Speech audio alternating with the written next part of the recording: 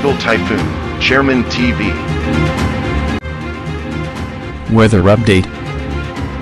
Helping homeless people. Please subscribe.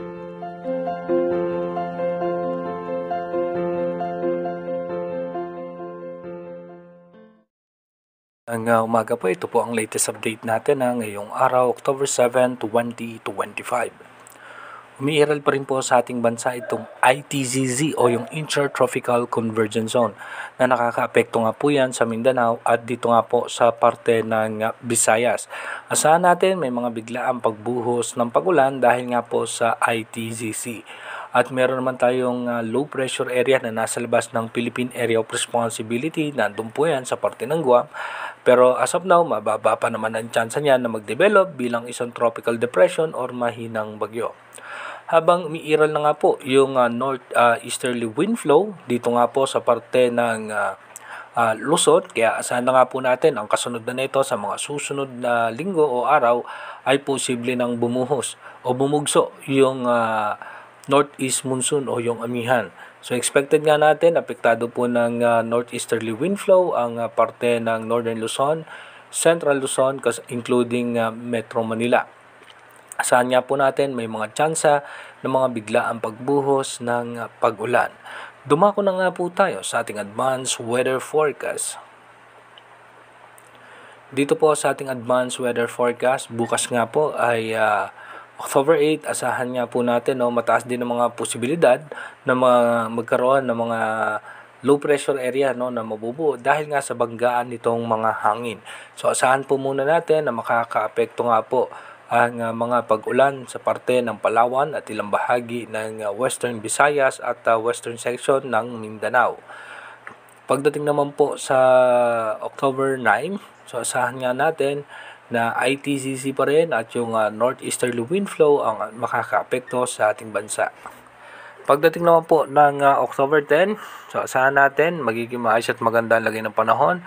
Meron lamang po tayo mga isolated rain shower dito nga po sa Western Visayas, Palawan at ilang bahagi nga po ng Bicol region. Pagdating nga po ng Sabado, October 11, mataas ang mga posibilidad ng pag-ulan dito nga po sa may parte ng Mindoro provinces, maging dito po sa Visayas at northern portion ng Mindanao. Ganon din po sa ilang bahagi ng Northern Luzon. Pagdating naman po ng October 12, asahan po natin mataas ang tsansa ng pag-ulan sa may parte ng Palawan, western section ng Mindanao at ng parte ng western section ng Visayas. By October 13, magkakaroon nga ng dalawang panibagong low pressure area. Yung isa nandito nga po yan sa parte ng West Philippine Sea at yung isa naman nasa labas ng ating Philippine Area of Responsibility, nasa eastern section po yan ng Visayas. Pero mababa naman po ang chance niyan na maging bagyo as of now.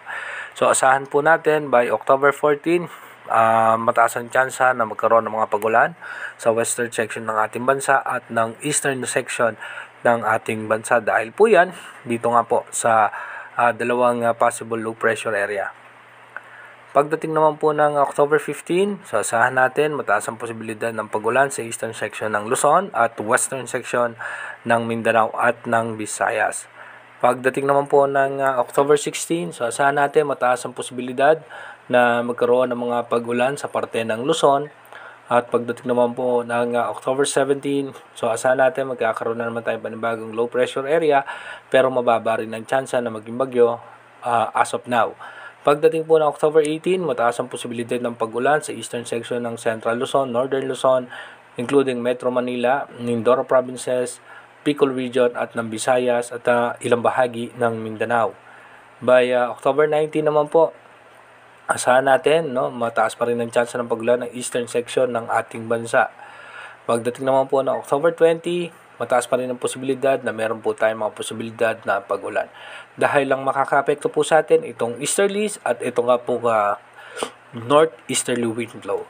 Inuulit ko po, yung ating advanced weather forecast is possible scenario pa lamang po yan. Malaki pa rin po ang tsansa na magbago po lahat yan. Kaya manatili tayong tumutok sa ating advanced weather forecast para malaman natin yung mga posibleng sama ng panahon na makakaapekto sa ating bansa.